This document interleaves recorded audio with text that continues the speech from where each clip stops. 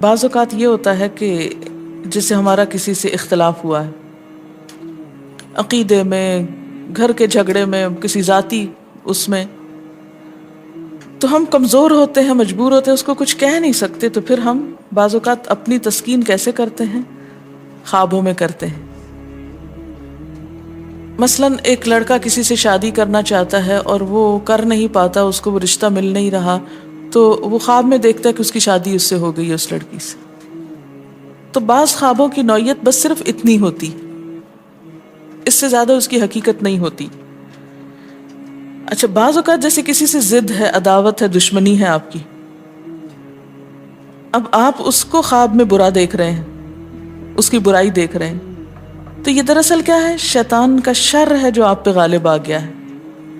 آپ اس کی برائی چاہتے ہیں، ویسے کچھ کر نہیں پاتے، مجبور ہیں آپ، تو آپ خواب کے ذریعے وہ اپنی تسلی کر لیتے ہیں۔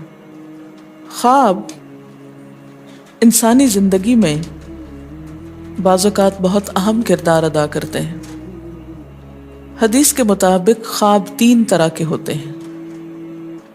نمبر 1، اپنے ہی دل کی بات، حدیث و نفس، یعنی جو باتیں اپنے دل میں ہوتی ہیں، مثلاً بغض ہے، حسد ہے، کسی کے بارے میں کینہ ہے، یا کوئی خواہشات ہیں، کسی سے ملاقات کو دل چاہتا ہے، تو یہ ساری جو دل کی باتیں ہوتی ہیں وہ رات کو خواب میں پوری ہو جاتی ہیں، نظر آ جاتی ہیں۔ اور آج کی نفسیات میں بھی اس کو ایسے ہی انٹرپریٹ کیا گیا ہے کہ بعض خواب انسان کی اپنی سوچ کو ریفلیکٹ کر رہے ہوتے ہیں، اس سے زیادہ ان کی کوئی حقیقت نہیں ہوتی۔ آپ خواب میں ہی سفر شروع کر دیتے ہیں اور سونے میں بھی ایک طرح سے جاگ رہے ہوتے ہیں۔ دوسری قسم کی خواب شیطان کا ڈراوا، شیطان کے وسوسے، یہاں سے شیطان کی ایفیشنسی بھی معلوم ہوتی ہے۔ نہ صرف یہ کہ وہ جاگتے میں آپ کو مختلف برے خیالات سجھاتا ہے، بلکہ سوتے وقت بھی نہیں پیچھا چھوڑتا، اور خصوصاً اگر انسان آیت الکرسی وغیرہ نہ پڑھ کر سوئے تو شیطان پاس ہی منڈلاتا رہتا ہے اور کوئی موقع جانے نہیں دیتا، حتیٰ کہ خواب میں بھی انسان کو ڈراتا ہے۔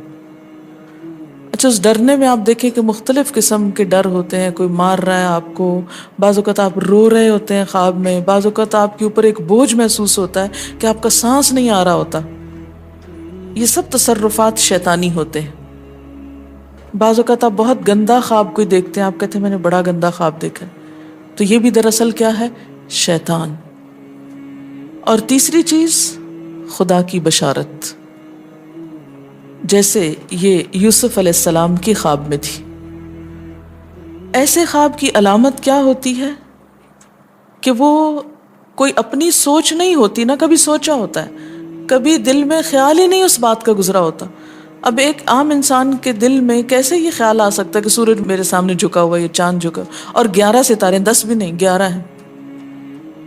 تو یہ ایک میننگ فل خواب ہے۔ اور یہ سچے خواب بعض اوقات فیوچر کے بارے میں کچھ اطلاع ہوتے ہیں، بعض اوقات انسان کو ملنے والی کچھ خوشخبری ہوتے ہیں۔ بعض اوقات آپ دیکھتے ہیں نا کہ ایک چیز آپ دیکھتے ہیں اور وہی ہو جاتی، اور جب ہو جاتی تو آپ سوچتے اوہ یہ تو میں نے کہیں پہلے بھی دیکھی تھی، پھر سوچتے کہاں دیکھی تھی، تو یاد آتا ہے تو خواب میں دیکھی تھی، لیکن آپ کو یاد نہیں ہوتا، جب وہ ہو جاتا ہے پھر یاد آتا ہے۔